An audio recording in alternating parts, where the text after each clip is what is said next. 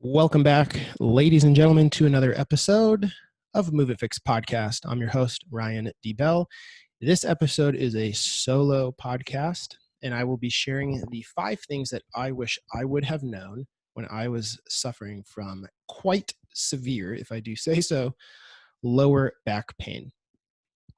I recorded episode 45 of Movement Fix Podcast, where I went into quite a bit of detail in the chronological series of events of my lower back pain and how I got completely better from it, which is something that I did not think would happen. If I'm being honest, there were so many nights and mornings where I just literally thought it would never end. So to get into more of those details, check out episode 45 of Move It Fix Podcast. But this podcast is more centered around the things I wish I would have known. Because no matter what injury you're dealing with or what kind of pain, there are certain things that can be very helpful to understand that you may not realize until after the fact. So that is what the contents of this episode include. Now, if you are listening to this podcast on iTunes or another podcast app, I am putting all of the podcasts on our YouTube channel with videos as much as possible. So I'm recording this just me, but a lot of times now I will record the video with my guests. I'm posting those to the YouTube channel. So if you prefer consuming or watching videos or listening on YouTube instead of an app, podcast app, you can find it. Just search for the Move It Fix. Okay, first and most importantly, the context of my own back is different than anyone else's injuries. So if you're having back pain and you are listening to this, understand that every human being is different. People have different reasons they have pain, but there can be things that are generalized. So I think that no matter what, there are things that you can take from this episode that will be helpful. But please understand that just because something helped me does not necessarily mean it will help you, but it might. And so that's why I'm sharing this. I had a type of back pain called flexion intolerant back pain. Flexion intolerant back pain is just a way of categorizing lower back pain using the direction to describe what's painful, which is oftentimes used in conservative care because you don't always know if it's a ligament or if it's a maybe something with the joint or disc herniation. But if it hurts to bend forward and flex the lumbar spine, that would be considered flexion intolerant back pain. So that is what I had. I also had some tingling in my big toe. I would walk on carpet barefoot, for example, and it would just, the sensation of the carpet on my big toe because it was sensitive. And the reason it was sensitive and the reason I think that it was probably a disc bulge or disc herniation is because I had that sensitivity in my big toe. And that would be considered a radicular symptom. And radicular means, well, there's a term, radiculopathy, radicular, sort of the radicule, which means nerve root. And you have your spinal cord, and off your spinal cord, you have these nerve roots, and they exit your spine. They run really close to the disc. And so if you have a bulge or some chemical from maybe tearing or damaging some tissues, you can get sensitivity of the nerve root, and then you feel that in other parts of your leg. So that's why people can get a disc herniation, have pain down their leg. It's because they're irritating or compressing the nerve root. I went to a ton of doctors and chiros and PTs and medical doctors with honestly very unhelpful advice. A lot of times it was just about stretching and it was soft tissue work, but there was really a fundamental shift that needed to take place in how I was approaching it, which is one of the things I'll be listing here in my 5 things. But I read Dr. Stuart McGill's textbook, Low Back Disorders, I believe is the name of that textbook that I was reading because he has several books. And that was really changed my approach for myself. I just stopped bending my back for quite a while, which helped me tremendously, but led to some other issues a year or 2 later because I overdid it. But again, listen to episode 45 if you want that full story. So this is just sort of a preface for the 5 things that has some context. So here we go. the thing I would have told myself, these are not necessarily in order, it's just the 5 things. But thing number 1, it may take much longer than you think. A lot of times we can be doing the right thing, but we're doing it on the incorrect time frame. So let me say that again. We can be doing the right thing, but we're not thinking on the right time frame for something to get better. So we've probably, a lot of you guys listening or watching this have maybe strained your calf or your hamstring, your bicep, or some muscle. And it gets better after 4 weeks or 8 weeks or 12 weeks, depending on the severity. And so you could, and what I did was I approached my lower back pain like as if it was a muscle strain. And so I was doing what I thought was the right stuff to be doing, but it wasn't getting better. In fact, I would go like months with no improvement, none at all. And I realize now that, and I suspected it at the time, and I really had to develop faith in the knowledge that I'd built and the understanding of how these things work. But I realized that I was thinking on the 12-week time frame, and I should have been thinking on the year or 2-year time frame, which means I needed to be doing the right things for years. Now, I wish somebody would have told me that, who I consulted for my back, that they would have said, look, this could take a year. This could take literally a year. And I've heard Dr. McGill say that multiple times. And on one of the podcasts that I actually had the privilege of having him on, which I've had him on for episode 13 and episode 93, I asked him that question. I said, do you think that with backs, people are doing the right things, but for not long enough? And he said, yes, absolutely. And in the conversations we've had, he said that sometimes you have to, it might take a year for the tissues to really change the way they need to change, because you're not always dealing with a muscle strain. There's other things in the lower back that can be damaged or irritated that, due to the structure and the blood flow around the tissues and the amount of blood flow, really, it may take quite a bit longer than a muscle, which has a ton of blood flow, which means it can heal faster. So thing number 1, I would have told myself, it may take much longer than you think. You have to do the right things for long enough, and you have to trust the process. Now, the hard part about that is, and for those of you who've had back pain and it's gone on for longer than 6 months, you'll understand this. You just are, the question of, am I doing the right stuff and I'm just thinking on the wrong time frame? Am I actually doing the wrong stuff? Because what if you did the right stuff for 10 months, but it would really took like 18 months to notice significant change? Then you get to month 8 and you're like, okay, you're really starting to second guess yourself, which I did, but I continued, and I like convinced myself.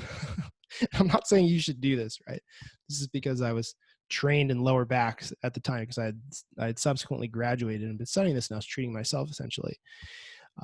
But I had to just keep my hypothesis and my actions going in the direction that I believed would help me. And it did. It really did take 18, 24 months. And then it got better so fast, like a curve where it's just flat and then boom, it peaks, like 18 months for me at least. So I would tell myself that. Number 2, I would have told myself, now is not the time to be concerned with or be worried about how quickly I can get back to lifting heavy and lifting in the same way that I was.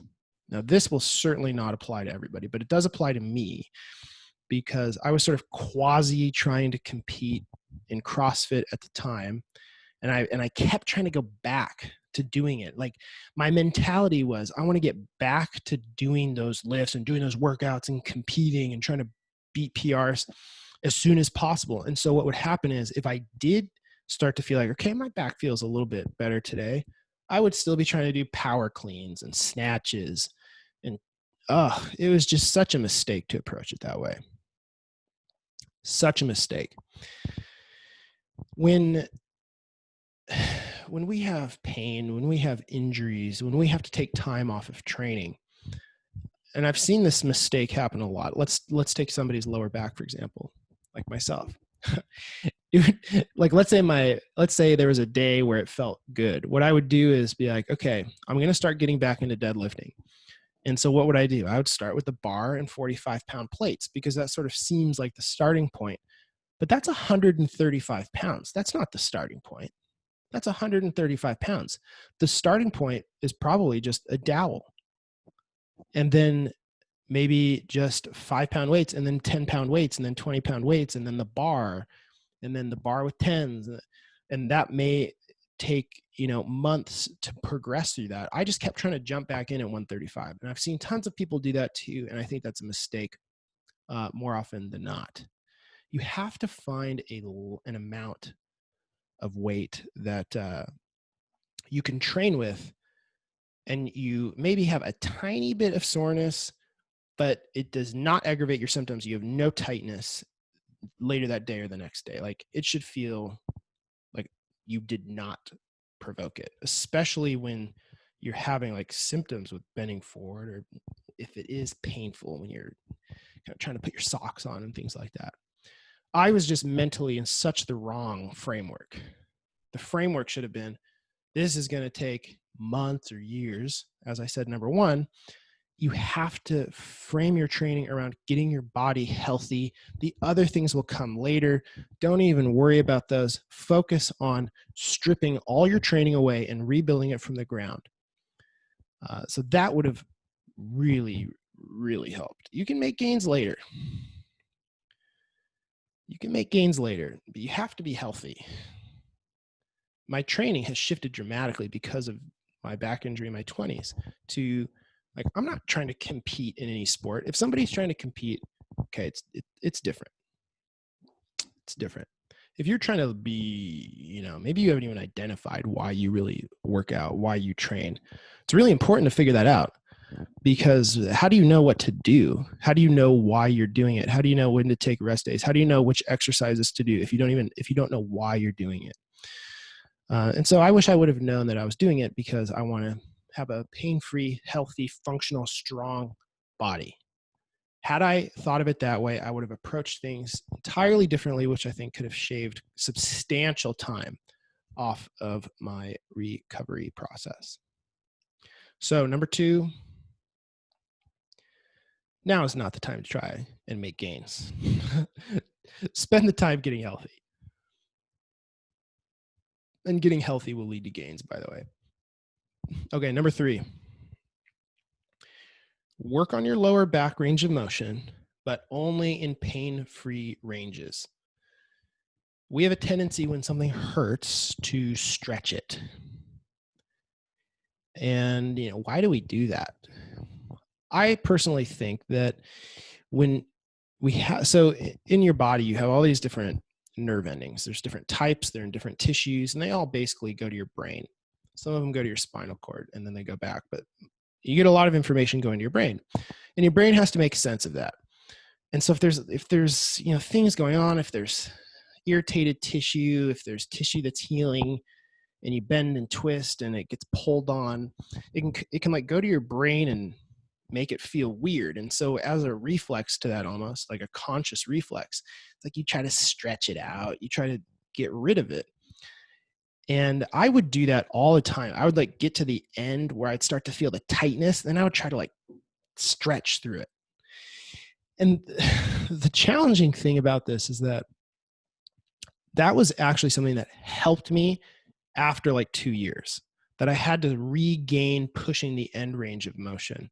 But I started doing it way too early. I was doing it when it was still painful and sensitive, and I would be really sore the next day. If you think about your finger, and like imagine you got a paper cut on your knuckle, and you could see it, right? So let's say you cut it and you see it and it's bleeding. Okay, it's very obvious because you can see it. It's on your skin. We can get tissue damage below the skin, and because you can't see it, we don't really have the same relationship and understanding of it as we would with our skin that we can visually see. So imagine you had that on your finger and you bent it. When it's an open wound, it doesn't really feel tight. But if you left it for a day or two and you start to develop a scab and you bend your finger, you feel tightness. Now, because you can look at it and and you've probably had the experience of knowing that if you stretch through your scab, you're going to tear it and it hurts, and then you have more range of motion because it's torn, but that actually interrupted the healing process. I was doing that all the time. I know I was doing that all the time now, reflecting back. And I would tell myself now, don't do that. Do pain-free range of motion only. And once you start to restore your strength, once you start to have pain-free days, pain-free weeks, then if you're limited in certain ranges of motion, you may need to start challenging that a little bit and lightly, not to a point where you start to then maybe like short term get this range of motion, but then the next day, you're really tightened back up again. I would do pain-free range of motion only, and I would do it in a cat-cow, which is when you're on your hands and your knees and you take your spine through flexion and extension. The reason I would do it in a cat-cow, and the reason that a cat-cow I think is one of the best drills that you can do for your spine, is because it is unloaded. And it's unloaded because your spine is not physically stacked, right? Like if you're standing, it's stacked on top of itself, and so it's loaded. If you're in a cat-cow, you've rotated it 90 degrees, and so the gravity isn't like pulling down your spine, it's pulling in a different orientation. And so it's not loaded, and you don't have all your body weight like loading through your spine. And so it's a safer thing. And so when you have tissue damage, you don't necessarily want to be loading it and taking it to its end range of motion. There's definitely a time and a place to do that. But when I would be like sitting in my car, for example, and I would feel my back get tight, and I would try to bend forward and I would grab onto the steering wheel, it felt like I just needed to tear it. Such a mistake for me. Such a mistake. So number 3, work on your lower back range of motion, younger Ryan, but do it in pain-free ranges of only. And once you become pain-free and have pain-free days and weeks, you can start testing it. Do it very gently and make sure that it does not get worse after you do it. Should not be worse after you do it. Number 4 that I would tell myself, there is no magic bullet. There is no magic exercise. There is no magic procedure. There is no magic injection. There is no magic. There's no magic bullet. I see all the time on the internet, these exercises for lower back pain. That can't be true. Everybody is painful in different directions. Everybody can be painful to different stimuli. Everybody can be painful to different loads. There could be different tissues that are causing this. There could be sensitization of it. Saying that this exercise will help with low back pain is misleading. It might strengthen the muscles, which can support the spine down the road, but depending on what's going on, sure, an exercise could help. But I think it's misleading to think that there's an exercise that will cure your back pain, that there's a stretch that will get rid of it.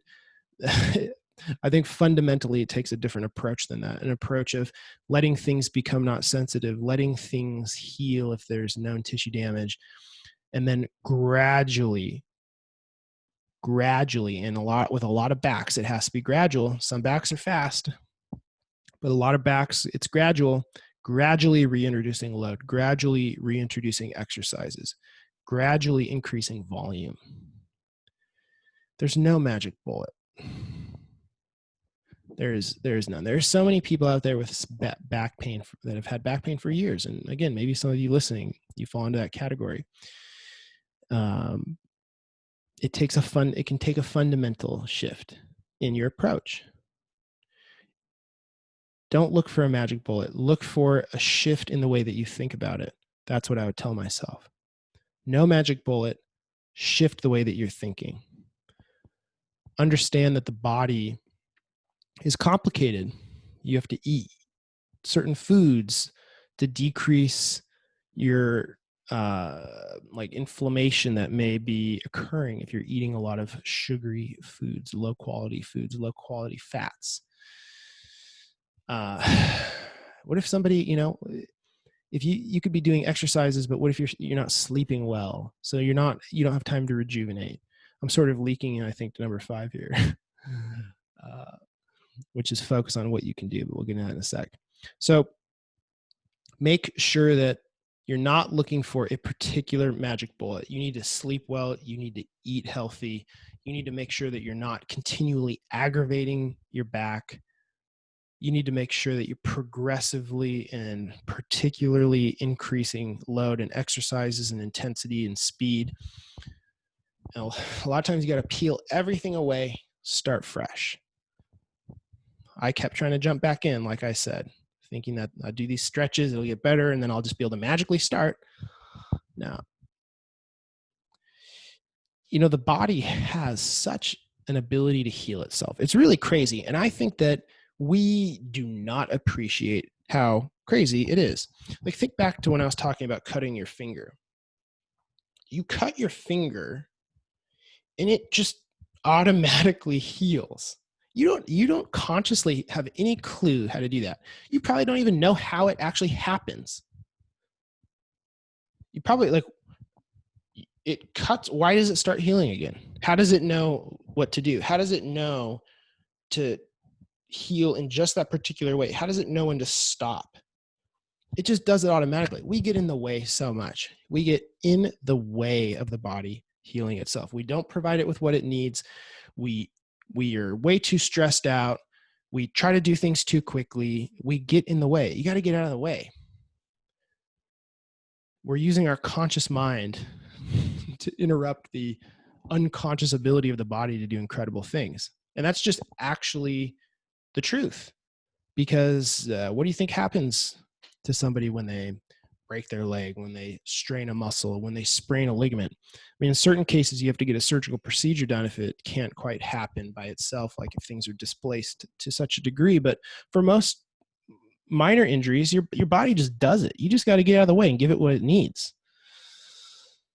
There's no magic bullet. You have to create this environment for your body to optimally be able to heal. So if you're all stressed out, and if you're not sleeping well, if you're not eating well, do you think you're creating the optimal environment for your body? No, you're definitely not. So all of these things matter. And that's why no one particular stretch, no one particular thing is going to do it. You have to think about everything.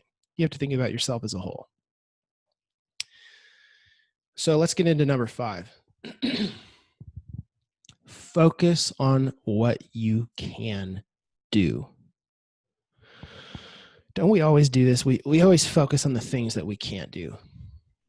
There are so many more things that you can do that you're not doing than things you can't do, if you really think about it. But we like to focus on the loss. We like to focus on the things we can't do. Even when your back is in quite a bit of pain, there's a ton of things. You could wiggle your toes. You could start building you could start refining your mental capacity for controlling your feet. If your back hurts with loading, like on a back squat, you could do sled pulls because the load isn't going through your spine because you're wrapping around your pelvis. You could do a ton of calf raises. You could do a ton of arms. You could do a ton of other things.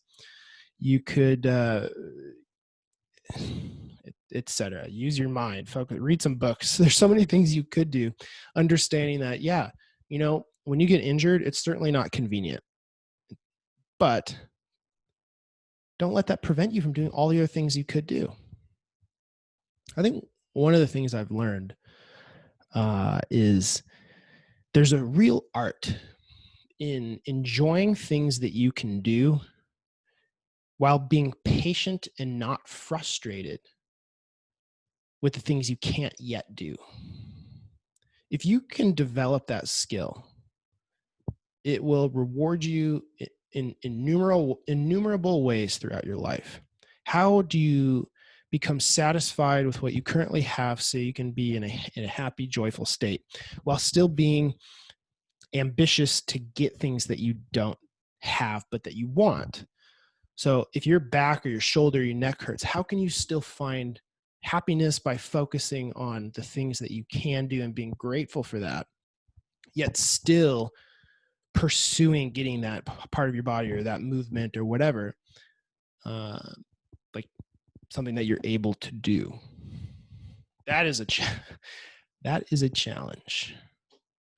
But when you can do that, it will change so many things in your life. So, these things are all these things are connected, right? The way that you handle your body, the way that you deal with injuries, it's the same way that you deal with things that happen to you in life. So maybe, for example, you could think like, okay, I have back pain, but I'm also developing and building my capacity to overcome challenges in my life. Or I may have back pain, but now I'm learning how to be emotionally stable despite things that are out of my, a lot of which may be out of your control due to the, like obviously if you could just push a button and be better, you would. So it's not really in your direct control because of the time frame that it may take. Think of all the amazing things that you could be developing beyond just your back hurting. You could be learning all sorts of different things and developing different parts of yourself, an emotional part, mental part, a spiritual part, a physical part in other areas of your body. Focus on what you can do. That's number 5. Now, I think a bonus number 6 is important for a lot of backs, and especially mine, is if it's more tight in the morning than at night, that doesn't mean you need to stretch it in the morning. You see, the discs in the lower back can contain quite a bit of water because of the structure and how water's sort of mechanically pushed out of the discs when you're standing, because the discs are between the vertebrae. And so when you're standing, there's load through it. And so it sort of squishes the water out. When you're laying down all night, you're not compressing the disc. And so water will go into the disc and it'll become more hydrated. So it becomes like tighter. I like to think of this like a water balloon. Imagine you had a water balloon that was very full, and then you had a water balloon that was half full. You know that game that you maybe you played when you were a kid where you throw a water balloon to your partner, and then if they catch it, they have to take a step back. And you keep doing that until you break the water balloon. And the water balloons that are like half full, they, you miss catching it and it just kind of hits the ground and bends and it's flexible. Now, that's not exactly the way the back is, right? Obviously, the back is not actually a water balloon, but when there's more pressure inside of the disc because of the increased water content, it can create a feeling of tightness. That's one of the reasons why you may feel tightness in the morning, and then like 1 or 2 hours later, it goes away because you may be squishing out some of that water and then it's not as full. So having tightness in the morning and then stretching it may not be the best thing. If I could go back and tell myself for number 6, it would be just when you get up, be up for an hour or two before you start doing that, because I did stretch a lot in the morning and I do think that it was a mistake, because once I removed that, I noticed that it did help me improve faster. So, you also haven't been moving, right? When you get up, you haven't been moving. So things can feel kind of stiff, right? So you want to stretch, but there is that hydration of the disc. So it can become a little bit more like, hey, why don't we just stretch in an hour? It's not like there's some magical benefit that you get from stretching immediately after you get out of bed. If you're up and you're moving around for an hour and then do some movements or stretches, it's not like that's worse. And it could actually be better because you're letting naturally the disc dehydrate a little bit, so it's not quite as imbibed with water. So those are the 5 plus bonus number 6 things I would have told myself in my mid-20s when I had lower back pain that I think would have given me some insights, some tools, and some things that would have really helped me physically, emotionally, mentally, as well as spiritually. So patience truly is a virtue. That's why it's a saying. Patience is a virtue. It's a saying because it's true. It really is. If you can learn to be patient and be satisfied and joyful and happy with what you have if you look at just the bad things, of course you're going to be upset. But don't be blinded to all the good things. Don't be blinded to all of the good things going on and all of the possibilities and all of the potentials, because you can't control your conscious mind enough to stop staring at the bad thing and being sad about it. Yes, acknowledge it. That sucks. But there's all these other great things. And there's all these other things that you can do. And with time, things heal. And do you really, you're going to be the only one who's, you might make the other people around you miserable if you're miserable, but if you're miserable because something in your body hurts, guess who's suffering? You're suffering. You don't have to choose. You don't have to be miserable because you have pain. That is a choice. You do not have to be miserable because you have pain. You are choosing that. Maybe unconsciously you're choosing that because you don't realize that you can choose to be grateful. The pain sucks, but you can choose to be grateful. And if you're grateful, you're not going to feel so upset and angry. And if you feel grateful and happy, what do you think that does to your stress hormones? What do you think that does to your body? If you're stressed out and you're upset, do you think you're going to heal faster or slower?